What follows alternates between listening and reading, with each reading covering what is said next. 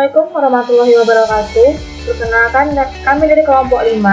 Kami ingin mempresentasikan hasil diskusi kami tentang aplikasi SPSS.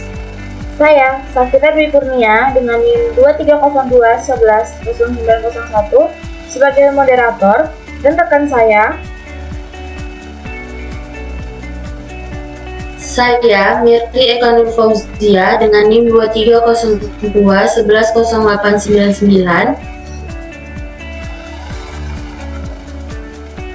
Saya Ulfa dengan NIM 2302110880.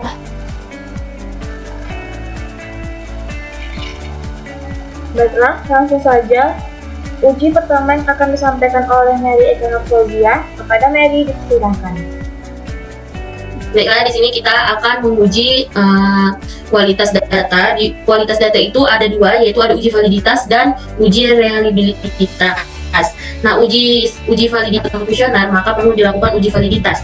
Uji validitas berguna untuk mengetahui kevalidan atau kesesuaian angket yang digunakan oleh peneliti untuk memperoleh data dari para responden atau sampel penelitian.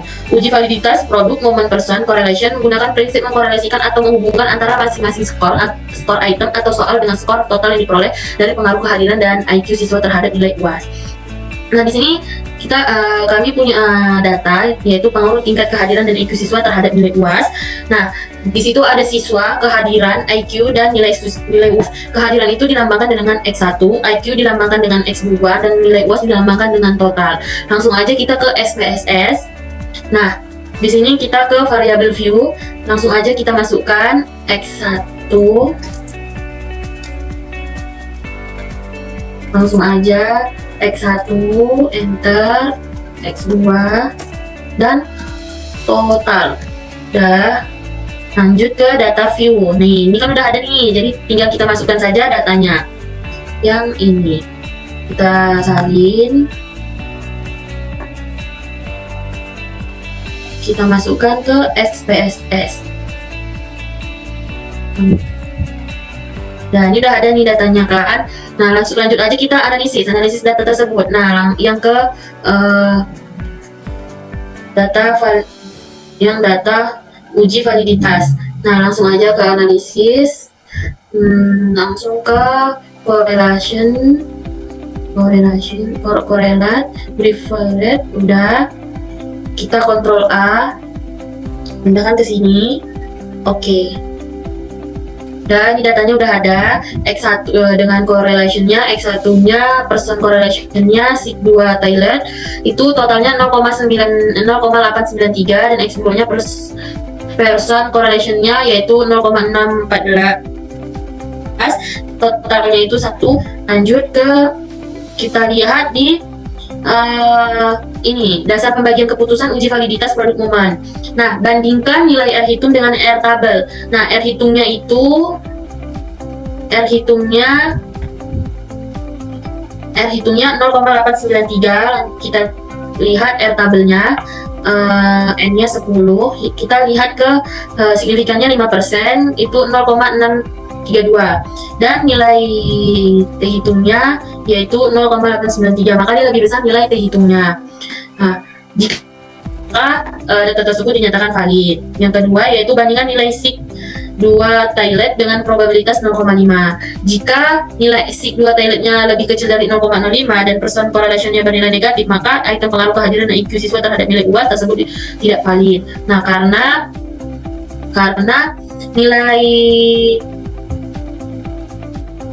nilai signifikannya itu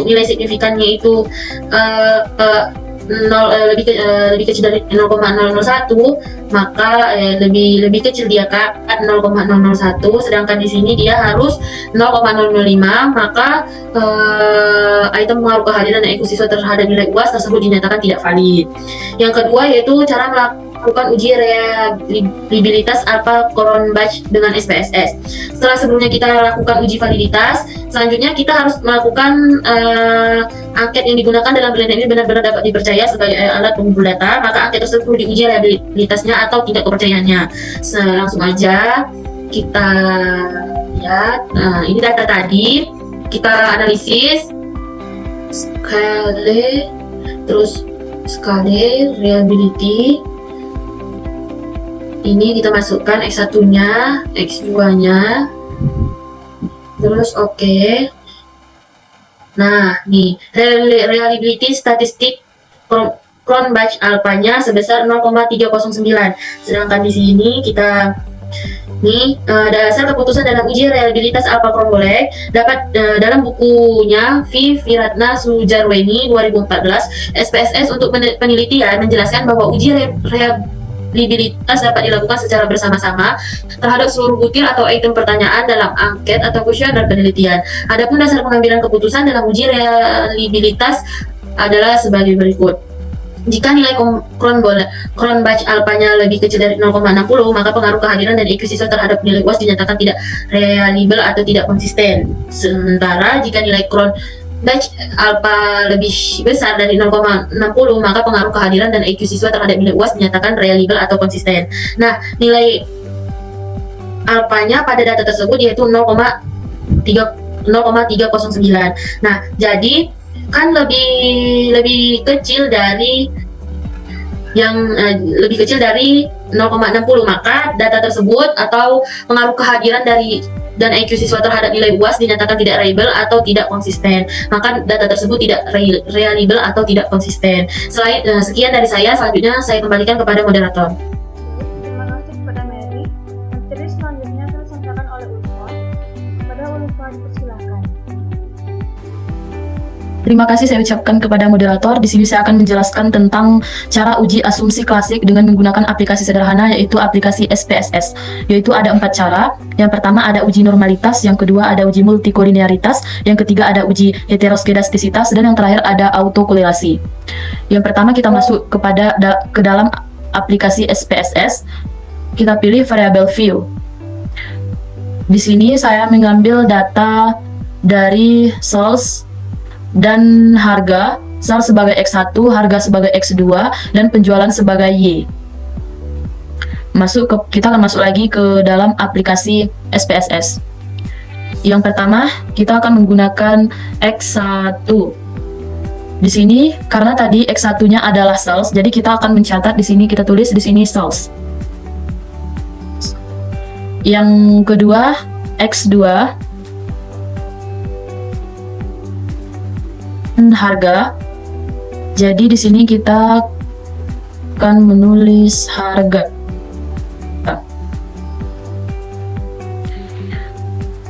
Kita tulis di labelnya tadi Y sebagai penjualan. Jadi kita tulis pada aplikasi sederhananya di bagian label penjualan.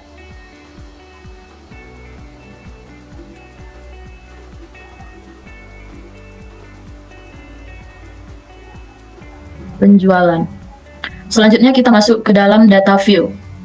Kalau sudah seperti ini, maka kita akan blok semua data yang kita gunakan.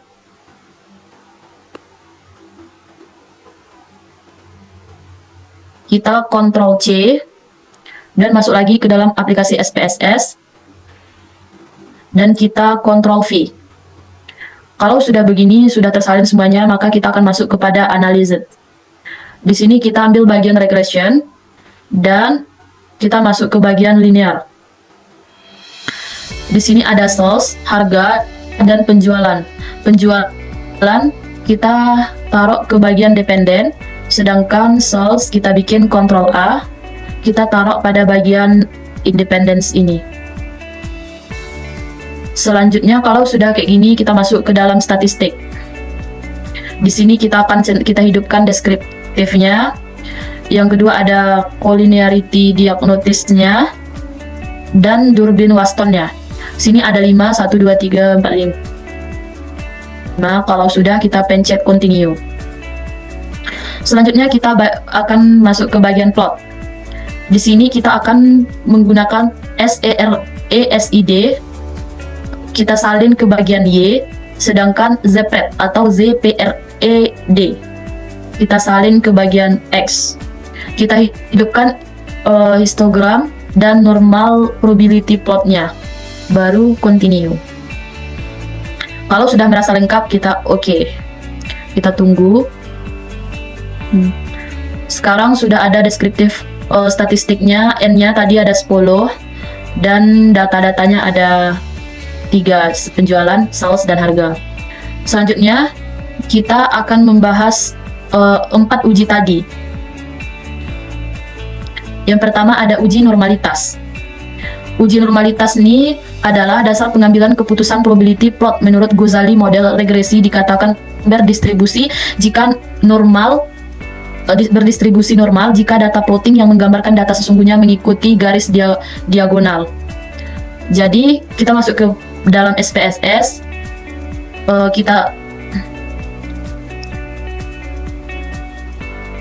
kita salin bagian normal plot of regression-nya, kita salin ke dalam uji normalitas, ke bawah uji normalitas. Di sini dia menjelaskan jika mengikuti garis diagonal. Di sini sudah mengikuti garis diagonal, jadi dapat kita simpulkan data tersebut berdistribusi normal. Yang kedua ada uji multikolinearitas. Uji multikolinearitas ini adalah untuk melihat ada atau tidaknya kolerasi yang tinggi antara variabel bebas dalam suatu model regresi linear berganda.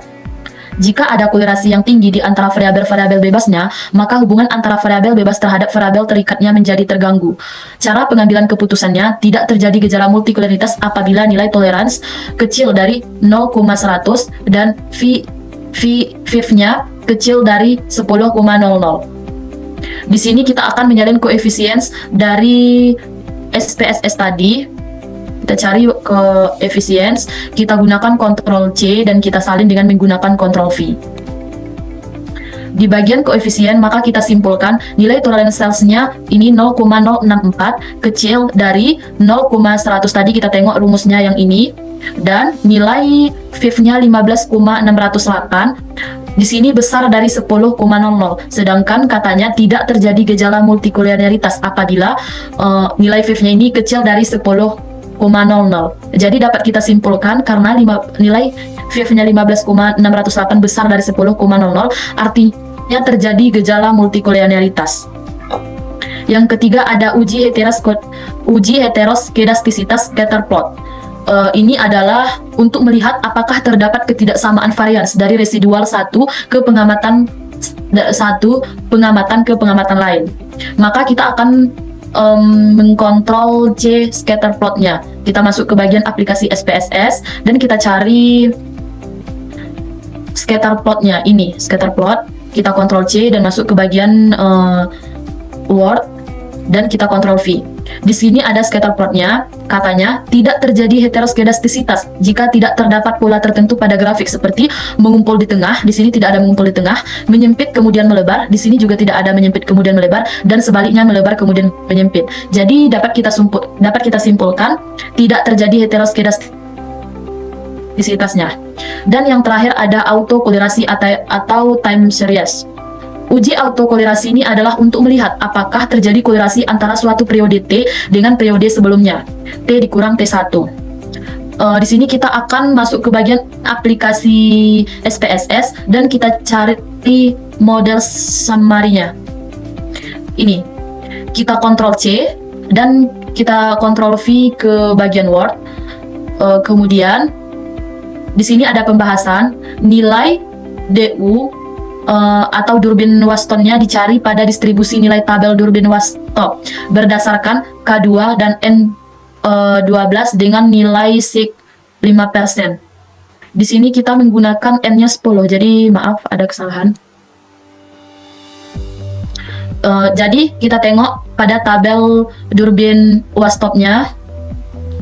Di sini kita ada K2 dan tapi pada bagian nomor 10. Jadi di sini ada 1,6413. Ini ada 1,6413. Kecil dari Durbin-Waston dan ini 2,94 dari sini, besar dari 4 dikurang DU. Ini hasilnya dari 4 dikurang 2,947. Jadi kesimpulannya tidak ada gejala autokolerasi. Mungkin sekian yang dapat saya sampaikan, saya kembalikan ke moderator. Terima kasih. Kedua, di sini saya akan menjelaskan tentang uji analisis regresi berganda. Analisis regresi berganda bertujuan untuk mengetahui pengaruh antara lebih 2 atau lebih variabel independen atau X terhadap variabel dependen atau Y. Dasar pengambilan keputusan uji T, parsial case linear berganda berdasarkan nilai signifikan. Menurut Imam Ghazali 2011, 101, jika nilai sig kurang dari 0,05, maka artinya variabel independen secara parsial berpengaruh terhadap variabel dependen atau Y. Langsung saja masuk ke variabel view. Di bagian name kita ganti dengan X1, dan di bagian label kita ganti dengan motivasi. Yang nilai X2 kita ganti dengan labelnya minat, dan Y kita ganti dengan prestasi. Lanjut ke data view. Copy data yang telah kita sediakan. Langkah selanjutnya, masuk analisis, regression, pilih linear, pindahkan bagian dependen yaitu prestasi, dan independen yaitu motivasi X1 dan minat X2. Statistik, centang model fit dan estimate test, continue. Masuk bagian plot, pindahkan spreadsheet ke bagian variabel Y dan expect ke bagian X. Centang histogram dan norma probability plot dan continue. Oke.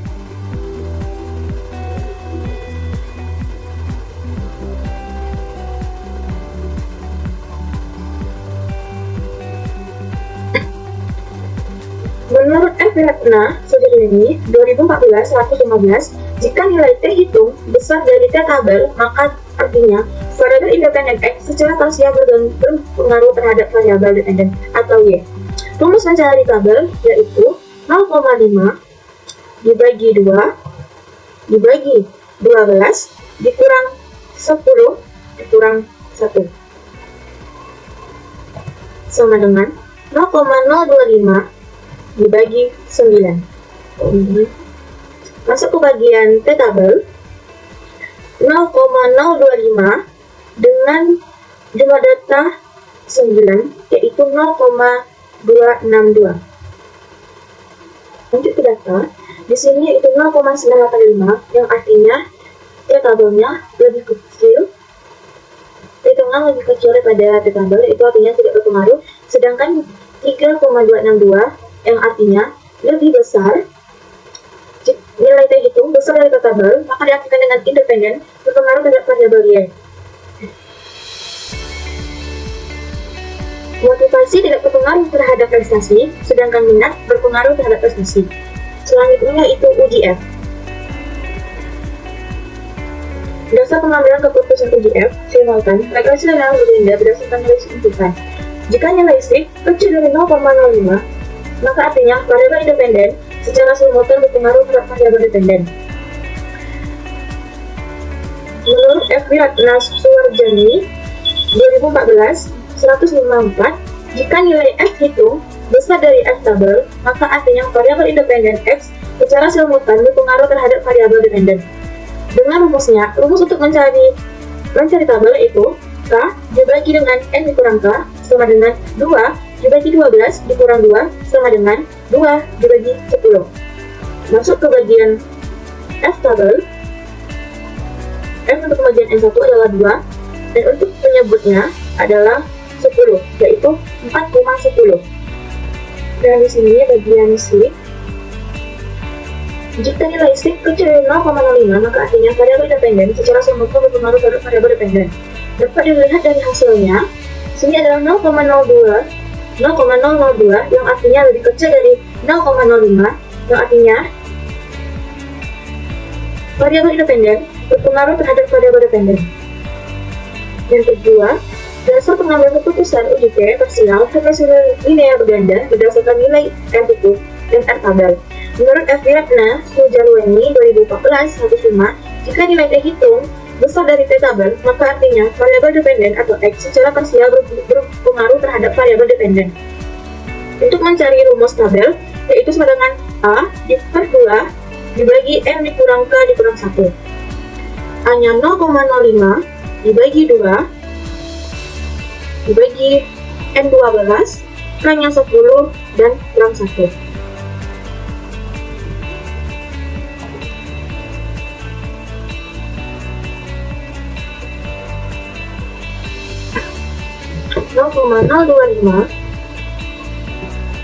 dibagi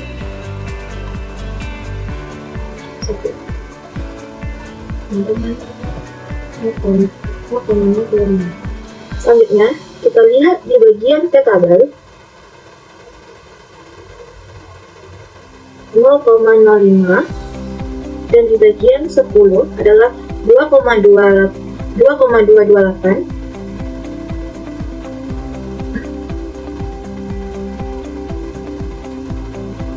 2,2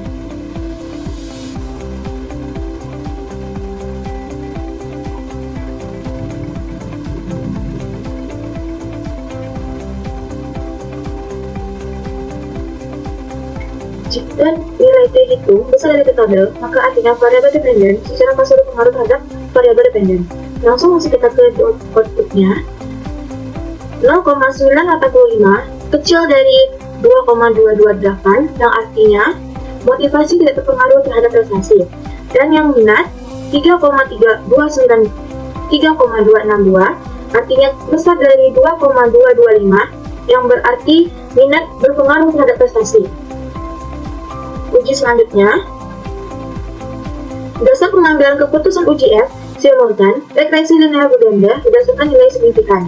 Menurut Imam Ghazali, 2011, 101, jika nilai sig besar kecil dari 0,05, maka artinya variabel dependen atau X secara simultan berpengaruh terhadap variabel dependen.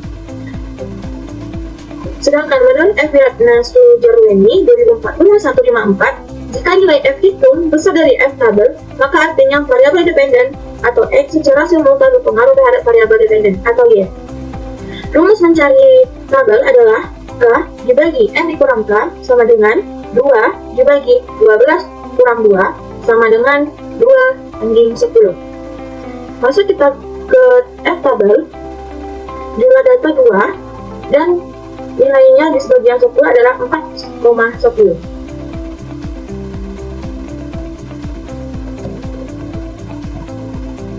Jika nilai F hitung besar dari F tabel, maka artinya variabel independen atau X secara simultan berpengaruh terhadap variabel dependen atau Y. Langsung saja kita masuk ke dalam outputnya.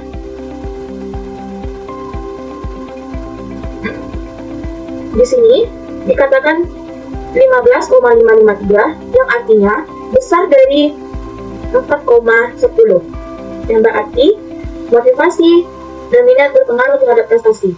Selanjutnya, menurut F. Wiratna Sujarweni 2014, 194, jika nilai F hitung besar dari F tabel, maka artinya variabel independen secara simultan berpengaruh terhadap variabel dependen. Rumus mencari tabel yaitu K dibagi N dikurang K sama dengan 2 dikurang 12 dikurang 2 sama dengan 2/10 sama dengan, kita masuk ke dalam tabel bagian 2 dan 10 adalah 4,10. Maka dapat disimpulkan T hitungnya lebih besar dari T hitungnya di sini adalah 16,166 yang artinya F hitung lebih besar daripada F tabel. Dari data tersebut F tabelnya kita peroleh 4,10. Sekian dari kami. Salah dan kurangnya kami mohon maaf. Wabillahi taufiq wal hidayah. Assalamualaikum warahmatullahi wabarakatuh.